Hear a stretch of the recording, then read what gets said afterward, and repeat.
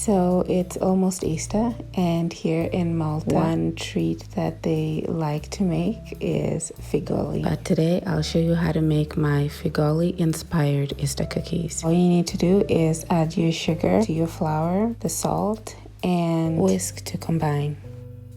You'll notice that some of the ingredients are pretty much the same as what you would use when making the Maltese Easter cookies. But anyway, back to our cookies. So just add the orange zest to the flour and mix it with the flour, rubbing it through your fingers. So for the next part, if you have a food processor, you can go ahead and use that. If you don't have one, I would suggest that you grate your butter. It should be unsalted butter. And then just dip it into the flour and sugar mixture and give that a good mix until it forms what looks like a shaggy dough. After that, we're going to toss the spoon and dig in with our fingers. Well, yeah, dig in with our fingers. Not everyone's going to like this part, but try to have fun with it. But you will need to work a bit fast because you don't want the butter melting in your hands.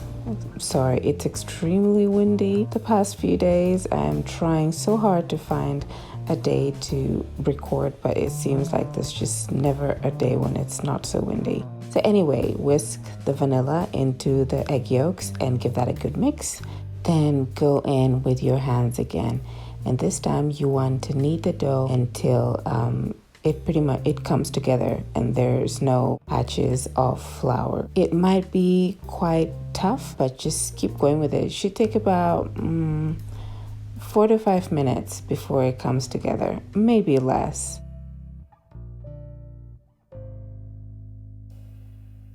Then split the dough into equal weights and wrap them up in cling film and let them rest in the fridge for about an hour. And while the cookie dough chills in the fridge, we can move on to making the marzipan. You do this by whisking the icing sugar and the ground almonds. Then make a well in the middle and pour in the egg whites and the almond essence.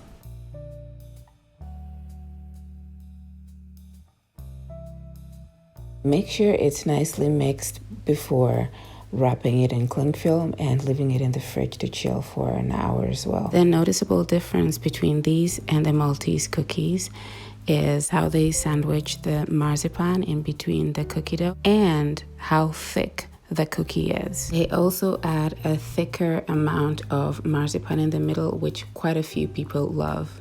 So definitely give making Figolli a try if you're into that. And after the dough has chilled for an hour, place it between lightly floured parchment paper and roll to about 1/8 of an inch thick.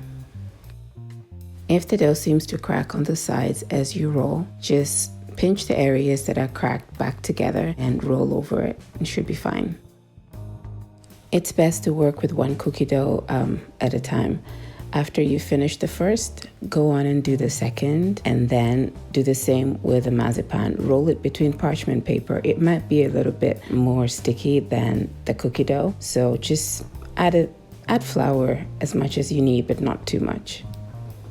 And finally, very carefully, stack the cookie dough over the marzipan and give it a gentle roll, just to make sure everything sticks together. Then put some parchment paper on top of the cookie dough and gently flip it over. And now gently peel off the parchment paper before you stack the other cookie dough over the marzipan. Then lightly flour the cookie dough, put the parchment paper on top of it, and give it a gentle roll. This is just to make sure that everything sticks together before we do the cutting. Typically, the Maltese Easter cookies are shaped using the rabbit, the egg, the sheep, the Madonna, and a few others that I can't remember. But I'm pretty sure the Maltese will be forgiving should you not have these on hand. Bake the cookies at 170 degrees. Remember to flip the baking tray halfway through, and that's it. Your cookies are ready. You can eat them as they are, or you can dip them in chocolate. Even though the cookies were not as overly sweet as I thought they would be, I decided to go with the dark chocolate.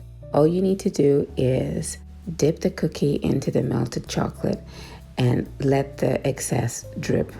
And then hold up the cookie so the excess chocolate will continue dripping and will form that pattern that you see on my cookies. And that's it.